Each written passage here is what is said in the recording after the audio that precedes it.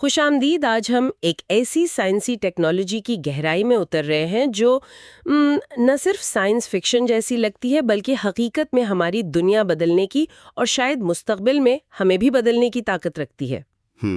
ہم بات کر رہے ہیں کرسپر یعنی CRISPR جین ایڈیٹنگ کی. یہ ایک ایسا موضوع ہے جو خاص طور پر آپ کہہ لیں سب کے لیے دلچسپ ہے جو یہ سمجھنا چاہتے ہیں کہ سائنس کہاں جا رہی ہے اور اس کے ہماری زندگیوں پر کیا اثرات ہو سکتے ہیں. بالکل. اور دیکھیں، اس گفتگو کے لیے ہمارے پاس ایک ٹھوس بنیاد بھی ہے. وہ ہے ڈینیل برائن تھیل کی ایک آپ کہیں کافی جامع PhD تحقیق. اچھا. یہ تحقیق خاص طور پر دیکھتی ہے 2012 سے 2018 کے دوران امریکی نیوز میڈیا کو کہ وہاں کرسپر کو کیسے دکھایا گیا، پھر اس ٹیکنالوجی پر جو بحث ہوئی اس میں عوام کو کتنا شامل کیا گیا، کیسے شامل کیا گیا، اور امریکی عوام خود اس بارے میں کیا رائے رکھتے ہیں. ٹھیک، تو آج ہمارا مقصد ہے اسی تحقیق کی روشنی میں کرسپر کی کہانی کو سمجھنا. مطلب یہ ٹیکنالوجی ہے کیا، میڈیا اسے کیسے پیش کرتا ہے، کیا وہ ہیرو ہے، ویلن ہے یا کچھ اور. اور اس اہم بحث میں عام لوگوں کی آواز کہاں ہے، کیا انہیں سنا بھی جاتا ہے، اور لوگ خاص طور پر نوجوان اس سب کے بارے میں کیا محسوس کرتے ہیں. تو چلیں اس دلچسپ تحقیق کے جو نتائج ہیں ان کو ذرا کھولتے ہیں. جی بالکل. تو شروع کرتے ہیں بالکل بنیادی سوال سے. آخر یہ کرسپر ہے کیا چیز؟ اگر کسی کو آسان لفظوں میں سمجھانا ہو تو کیسے بتائیں گے؟ دیکھیں، اسے سمجھنے کا سب سے شاید آسان طریقہ یہ ہے کہ کرسپر کو ایک انتہائی نفیس، بہت ہی کارآمد مالیکولر کینچی سمجھا جائے. کینچی؟ ہاں. اچھا. جی، یہ ہمارے جسم کے ہر قلعے میں جو DNA کا لمبا سا دھاگا ہے نا، اس میں کسی خاص جگہ کو، کسی مخصوص حصے کو پہچان کر اسے کاٹ سکتی ہے. او.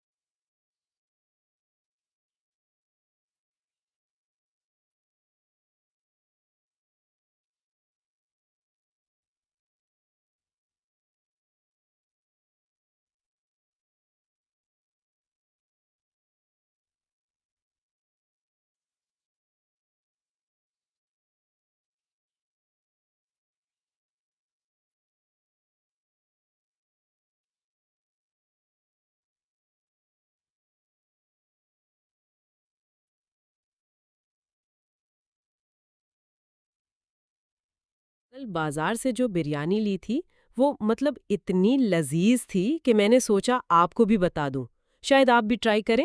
اور کاٹنے کے بعد یا تو خلیے کا اپنا جو مرمت کا نظام ہے وہ اسے جوڑ دیتا ہے، یا پھر سائنسدان وہاں ڈی این اے کا ایک نیا ٹکڑا ڈال سکتے ہیں۔ یعنی یہ ڈی این اے میں تبدیلی کرنے، اسے ٹھیک کرنے یا بدلنے کا ایک بہت طاقتور اوزار ہے۔ یعنی جیسے کمپیوٹر میں ہم فائنڈ اینڈ ریپلیس کرتے ہیں، کچھ ویسا ہی زندگی کے کوڈ کے لیے۔ ہاں، یہ ایک اچھی مثال ہے، بالکل۔ اور جو چیز کرسپر کو واقعی آپ کہیں انقلابی بناتی ہے وہ یہ ہے کہ جین ایڈیٹنگ کی جو پچھلی تکنیکیں تھیں نا، جی ان کے مقابلے میں یہ کہیں زیادہ آسان، سستی اور تیز ہے۔ پہلے یہ کام بہت مہنگا تھا، بہت پیچیدہ تھا، تو صرف چند خاص لیبز ہی یہ کر پاتی تھی۔ کرسپر نے اسے بہت زیادہ، جسے کہتے ہیں، جمہوری بنا دیا ہے۔ اچھا، سب کی پہنچ میں آ گیا ایک طرح سے۔ جی ہاں، اسی لیے دنیا بھر کی لیبز میں اس پر اتنی تیزی سے کام ہو رہا ہے۔ اور اس کے جو ممکنہ استعمالات کی فہرست ہے وہ تو واقعی حیران کن ہے۔ تحقیق میں جن باتوں کا ذکر ہے، کینسر کے علاج کی نئی امیدیں پیدا ہوئی ہیں، HIV جیسے وائرس سے نمٹنے کی بات ہو رہی ہے، پھر وہ جو خون کی موروثی بیماریاں ہیں، سکل سیل انیمیا یا تھیلاسیمیا، جی، ان کا ممکنہ خاتمہ، اور صرف یہی نہیں بلکہ زراعت میں بھی بہتر فصلیں اگانا، ایسی فصلیں جو شاید خشک سالی یا بیماریوں کا مقابلہ کر سکیں، بالکل۔ اور یہاں تک کہ وہ ملیریا پھیلانے والے مچھر، ان جیسی بیماری پھیلانے والی انواع کو کنٹرول کرنے یا ختم کرنے کے طریقے بھی سوچے جا رہے ہیں۔ جی ہاں، امکانات تو بہت ہی وسیع ہیں، اور اسی لیے یہ ٹیکنالوجی اتنی زیادہ توجہ حاصل کر رہی ہے۔ مطلب بنیادی سائنسی تحقیق سے لے کر عملی استعمال تک اس کے اثرات ہر شعبے میں نظر آ سکتے ہیں۔ لیکن ظاہر ہے، جب کوئی ٹیکنالوجی اتنی طاقتور ہو کہ وہ زندگی کے بنیادی کوڈ کو بدل سکے، تو اس کے ساتھ بڑے اور پیچیدہ سوالات بھی جڑے ہیں، غیر خدشات بھی لازمی طور پر سامنے آتے ہیں۔ اور یہیں پر پھر میڈیا کا کردار آ جاتا ہے کہ وہ عوام تک کیا کہانی پہنچا رہا ہے۔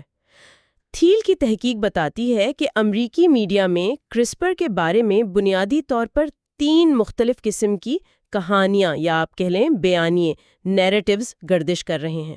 جی، تو چلیں اس کو کھولتے ہیں۔ پہلی اور جو سب سے عام کہانی ہے وہ ہے محتاط امید پسندی کی۔ یہ کیا ہے؟ صحیح کہا، یہ وہ بیانیہ ہیں جو آپ کو اکثر سائنسی جریدوں میں ملے گا یا جو معتبر نیوز چینلز ہیں وہاں ملے گا۔ اس کا لب لباب یہ ہوتا ہے کہ دیکھو بھائی، یہ ٹیکنالوجی شاندار ہے، اس میں بیماریوں کے علاج اور انسانیت کی بھلائی کے زبردست امکانات ہیں، معیشت کو بھی فائدہ ہوگا۔ واہ واہ والی بات۔ جی، لیکن ساتھ ہی ایک احتیاطی نوٹ بھی ہوتا ہے، مگر ہمیں بہت محتاط رہنا ہوگا، خاص طور پر جو اخلاقی پہلو ہیں ان پر غور کرنا ہوگا، اس کے غلط استعمال سے بچنا ہوگا۔ تو یہ ایک متوازن تصویر پیش کرنے کی کوشش ہوتی ہے، لیکن جو امید کا پہلو ہے نا، وہ غالب رہتا ہے۔ جیسے آپ نے ذکر کیا تھا، 2015 میں سائنس میگزین نے اسے سال کی سب سے بڑی پیش رفت قرار دیا تھا، تو یہ اسی محتاط امید پسندی کی مثال ہوئی؟ بالکل، وہ فوائد کو اجاگر کر رہے تھے مگر ساتھ ہی بحث اور احتیاط کی ضرورت پر بھی زور دے رہے تھے۔ اور یہ بیانیہ اس لیے بھی غالب ہے، تحقیق کہتی ہے، کیونکہ میڈیا میں اکثر سائنسدانوں کی آوازیں آتی ہیں، بایوٹیک کمپنیوں کے نمائندوں کی اور کچھ بایو ایتھکس ماہرین کی، اچھا، جو اسی نقطہ نظر کی تائید کرتے ہیں۔ وہ فوائد پر زور دیتے ہیں اور یہ تاثر دیتے ہیں کہ جو ممکنہ خطرات ہیں یا اخلاقی مسائل ہیں، اگرچہ وہ موجود ہیں، لیکن انہیں سائنسی ترقی سے، اچھے قانونوں سے، عوامی بحث سے حل کیا جا سکتا ہے، یعنی وہ قابل انتظام ہے، مینیجبل ہے۔ ٹھیک ہے، تو یہ ہوئی پہلی کہانی۔ پھر آتی ہے دوسری، جو آپ نے کہا بالکل مختلف ہے، صرف فائدے ہی فائدے، یا جسے تحقیق میں بوسٹرزم کہا گیا ہے۔ یہ کیا چیز ہے؟ ہاں، یہاں بات واقعی دلچسپ ہو جاتی ہے۔ بوسٹرزم میں وہ جو احتیاط والا عنصر تھا نا، جی، وہ تقریباً غائب ہو جاتا ہے۔ یہاں صرف اور صرف کرسپر کے فائدوں کو بڑھا چڑھا کر پیش کیا جاتا ہے۔ بعض اوقات تو ایسے دعوے کیے جاتے ہیں جو حقیقت سے زیادہ سائنسی خواب لگتے ہیں۔ اچھا، جیسے؟ تحقیق بتاتی ہے کہ یہ انداز خاص طور پر بزنس اور فائنانس سے متعلق جو خبریں ہوتی ہیں نا، وہاں زیادہ پایا جاتا ہے، جہاں نئی ٹیکنالوجی میں سرمایہ کاری، منافع، معاشی ترقی، ان چیزوں پر زور ہوتا ہے۔ یعنی اس کہانی میں خطرات یا اخلاقی سوالات کو یا تو بالکل نظر انداز کر دیا جاتا ہے یا پھر ان کو بہت کم اہمیت دی جاتی ہے۔ جی ہاں، تحقیق میں کچھ مثالیں بھی تھی شاید، جیسے یہ دعوے کہ کرسپر لامحدود طبی فوائد لائے گی، یا یہ کہ یہ ہمیں اپنے ارتقاء پر قابو پانے کا موقع دے گی۔ جی بالکل، اس قسم کے بڑے بڑے دعوے اور کچھ نمایاں شخصیات بھی ہیں جو اس پرجوش بیانیے کو فروغ دینے میں کردار ادا کرتی ہیں۔ مثال کے طور پر ہارورڈ کے ایک سائنسدان ہیں جارج چرچ، ان کا نام تحقیق میں آتا ہے۔ وہ اکثر کرسپر کے انقلابی پہلوؤں پر بہت زور دیتے ہیں اور کبھی کبھی متنازع باتیں بھی کر جاتے ہیں۔ اس بوسٹرزم کا ایک پہلو یہ بھی ہے کہ یہ ٹیکنالوجی کو اپنانے کو تقریباً ایک اخلاقی ذمہ داری کے طور پر پیش کرتا ہے کہ بھئی اگر ہم بیماریوں کا خاتمہ کر سکتے ہیں تو ہمیں کرنا ہی چاہیے۔ اچھا، اور پھر تیسری کہانی وہ تھی خطرے کی گھنٹی یا تنقیدی چیلنج، کرٹیکل چیلنج۔ یہ آوازیں کیا کہتی ہیں؟ یہ وہ آوازیں ہیں جو کرسپر کے جو ممکنہ منفی پہلو ہیں، جو خطرات ہیں، ان پر زیادہ زور دیتی ہیں۔ یہ سنجیدہ اور گہرے سوالات اٹھاتی ہیں، مثلاً کیا یہ ٹیکنالوجی معاشرے میں جو پہلے سے عدم مساوات ہے اسے مزید گہرا کر دے گی؟ کیا یہ صرف امیروں کے لیے دستیاب ہوگی جس سے ایک طرح کی جینیاتی تقسیم پیدا ہو جائے گی؟ کیا اس سے ڈیزائنر بیبیز کا دروازہ کھل جائے گا، یعنی ایسے بچے جن کی خصوصیات والدین اپنی مرضی سے منتخب کریں؟ یہ تو بہت ہی سنجیدہ سوالات ہیں۔ بالکل۔ کیا ہم انسان ہونے کی تعریف کو بدل رہے ہیں؟ اور ایک بہت بڑا سوال کہ کیا یہ ہمیں ایک ایسی پھسلواں ڈھلان پر لے جا رہی ہے جہاں سے واپسی ممکن نہ ہو؟ لیکن کیا میڈیا ان آوازوں کو بھی اتنی ہی جگہ دیتا ہے جتنی پہلی دو کو؟ نہیں، تحقیق تو یہ بتاتی ہے کہ ایسا نہیں ہے۔ یہ جو تنقیدی آوازیں ہیں یہ میڈیا میں نسبتاً کم سنائی دیتی ہیں۔ اچھا؟ جی، ان آوازوں میں اکثر سماجی کارکن ہوتے ہیں، کچھ بائیو ایتھکس کے ماہرین ہوتے ہیں یا انسانی حقوق کے گروپس ہوتے ہیں۔ ایک نمایاں مثال جو تحقیق میں دی گئی ہے وہ مارسی ڈارنسکی کی ہے، جو centre for genetics and society کی سربراہ ہیں۔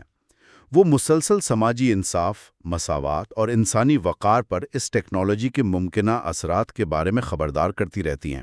لیکن ان کی بات کم سنی جاتی ہے؟ نسبتاً کم۔ اور ان آوازوں کا کم ہونا ظاہر ہے تشویشناک ہے، کیونکہ اس سے عوام تک ایک مکمل اور متوازن تصویر نہیں پہنچ پاتی، اور بحث زیادہ تر ٹیکنالوجی کے حامیوں کے گردی گھومتی رہتی ہے۔ تو یہ تو ہوئی میڈیا کی کہانی، لیکن اس پوری بحث میں عوام کہاں ہے؟ کیا سائنسدان اور پالیسی بنانے والے عام لوگوں کو اس گفتگو میں شامل کر بھی رہے ہیں؟ یہ تحقیق کا ایک بہت ہی اہم اور آپ کہیں فکر انگیز حصہ ہے۔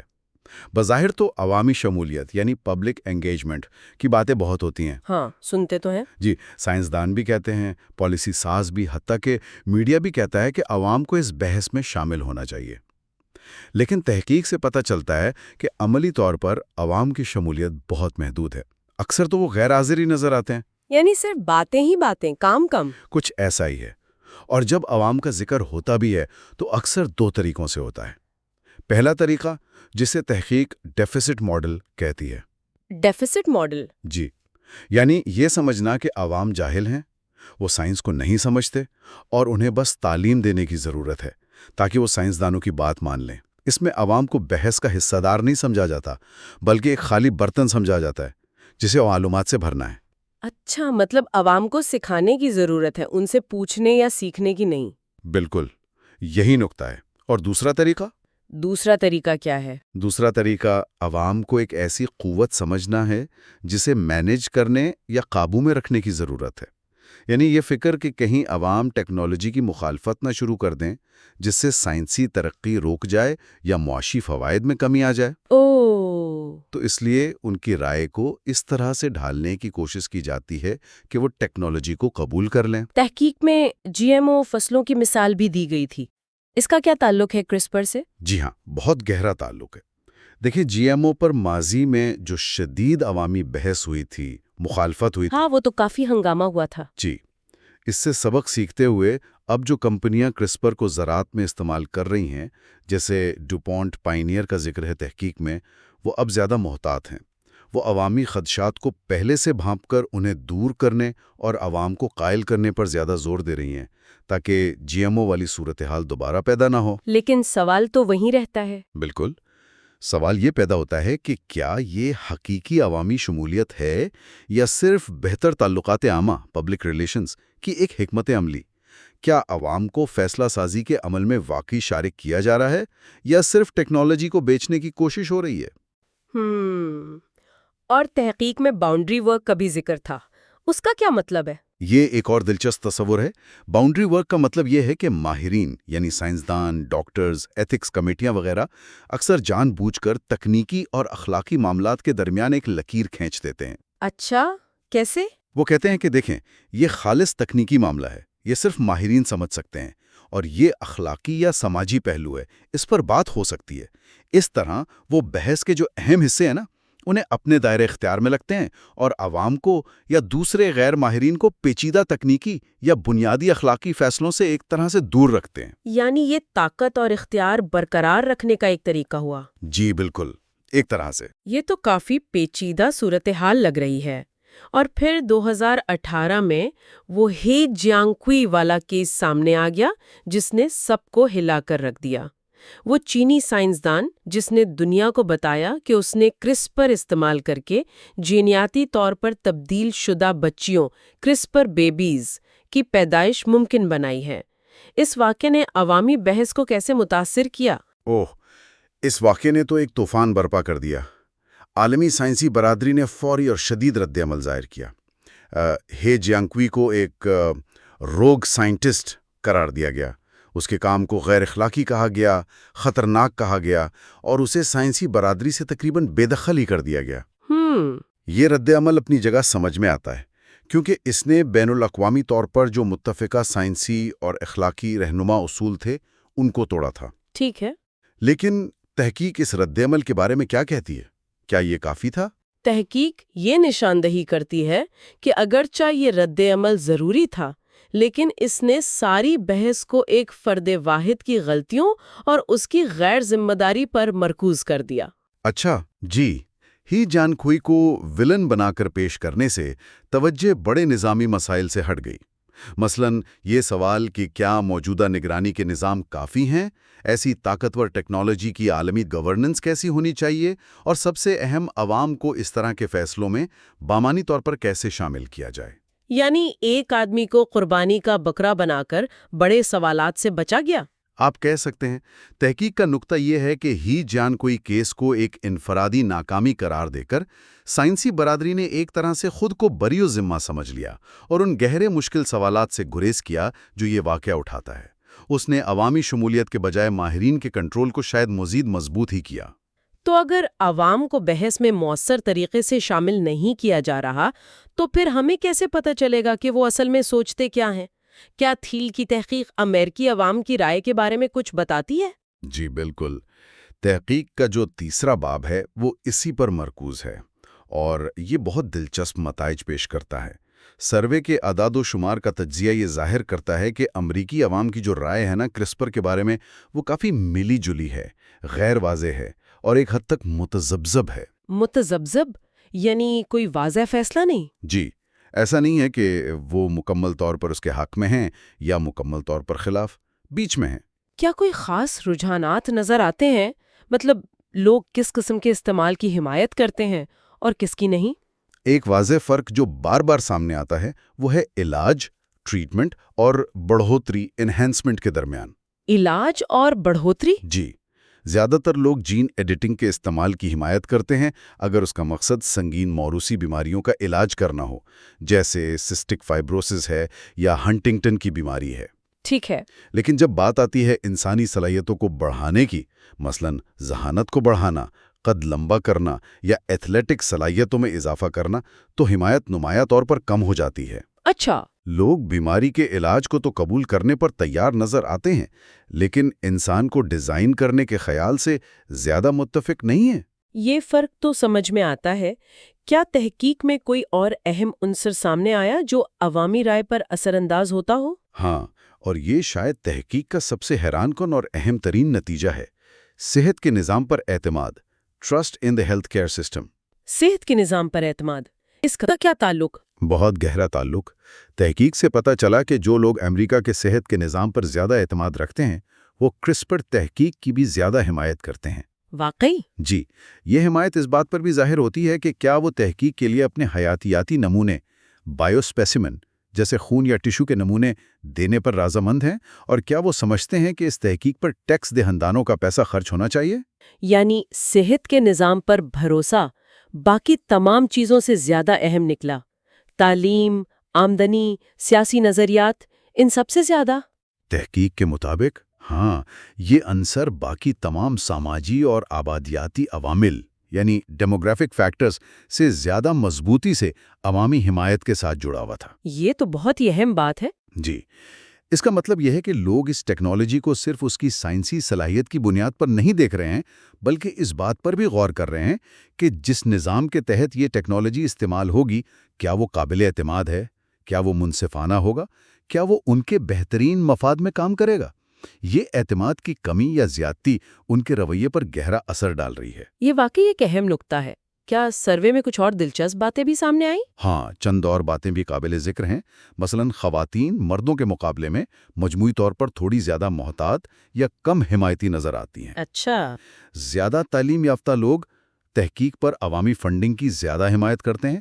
مذہب اور سیاسی نظریات کا اثر تو ہے، لیکن وہ علاج اور بڑھوتری والے فرق جتنا واضح یا گہرا نہیں ہے۔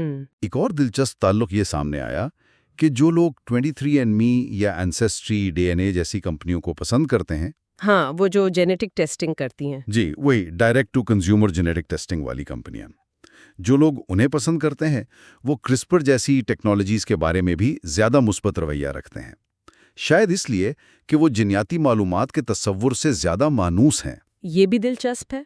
اور مجموعی طور پر جب لوگ معاشرے پر اس ٹیکنالوجی کے اثرات کے بارے میں سوچتے ہیں تو کیا وہ زیادہ پر امید ہوتے ہیں یا خوفزدہ؟ تحقیق میں ایک انڈیکس بنایا گیا جو امید اور خوف کو ماپتا ہے۔ اس کے مطابق جب لوگ کرسپر کے مجموعی معاشرتی اثرات کے بارے میں سوچتے ہیں تو خوف کا عنصر امید پر غالب آ جاتا ہے۔ اوہ، یعنی فکر زیادہ ہے۔ جی، یعنی انفرادی سطح پر علاج کے فوائد کی حمایت تو ہے، لیکن لوگ اس بات پر زیادہ فکر مند ہیں کہ یہ ٹیکنالوجی بڑے پیمانے پر معاشرے کو کیسے بدل سکتی ہے اور اس کے غیر ارادی نتائج کیا ہو سکتے ہیں۔ تو اس سب کا کیا مطلب ہے؟ یہ ساری بحث، یہ میڈیا کی کہانیاں، عوام کی یہ غیر یقینی سی رائے، ماہرین کا کنٹرول، یہ سب کیوں اہم ہے؟ خاص طور پر ان لوگوں کے لیے جو بھی اپنی زندگی شروع کر رہے ہیں، نوجوانوں کے لیے۔ دیکھیں، یہ اس لیے اہم ہے کیونکہ یہ صرف لیبارٹری میں ہونے والی کوئی دور دراز کی تحقیق نہیں ہے۔ اس کا براہ راست تعلق ہماری آنے والی زندگیوں سے ہے۔ یہ ٹیکنالوجی ہماری صحت کی دیکھ بھال کو بدل سکتی ہے، ہماری خوراک کو تبدیل کر سکتی ہے، یہ معاشرے میں انصاف اور مساوات کے نئے سوالات کھڑے کر سکتی ہے، اور بالآخر یہ انسان ہونے کے معنی کو بھی چیلنج کر سکتی ہے۔ گہری بات ہے۔ کیا ہم اپنی حیاتی تقدیر کو خود لکھیں گے؟ اگر ہاں تو کون لکھے گا اور کن اصولوں کے تحت؟ یہ وہ بڑے سوالات ہیں جن کا سامنا آنے والی نسلوں کو کرنا پڑے گا، اور ان پر غور کرنا، ان پر بحث کرنا اور ان میں اپنی آواز شامل کرنا خاص طور پر نوجوان نسل کے لیے بہت بہت ضروری ہے۔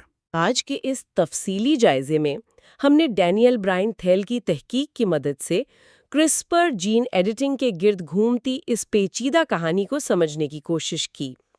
ہم نے دیکھا کہ میڈیا کس طرح مختلف اور بعض اوقات متضاد تصویریں پیش کرتا ہے، کس طرح عوامی شمولیت کے دعووں اور حقیقت میں فرق ہے، اور امریکی عوام اس طاقتور ٹیکنالوجی کے بارے میں کیا ملی جلی رائے رکھتے ہیں، جس میں صحت کے نظام پر اعتماد ایک آپ کہہ لیں کلیدی کردار ادا کرتا ہے۔